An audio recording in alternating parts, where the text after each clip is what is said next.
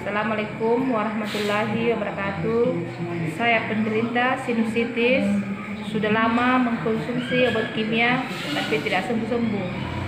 Setelah saya diperkenalkan propolis oleh keluarga saya, Pak Ipan,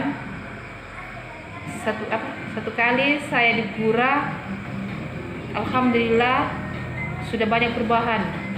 Setelah 2 kali saya digurah, alhamdulillah sudah sembuh total. Gurah hidung ya. Oke, iya. Jadi ini beliau ini keluarga ini dia sinusitis hidung ya bermasalah. Ya. Sudah berapa tahun beliau konsumsi ya. Jadi katanya setiap dia berdiri itu ingus berjatuhan. Ya. Tapi setelah dipakai milik propolis ini digurah, alhamdulillah sudah sembuh total. Oke.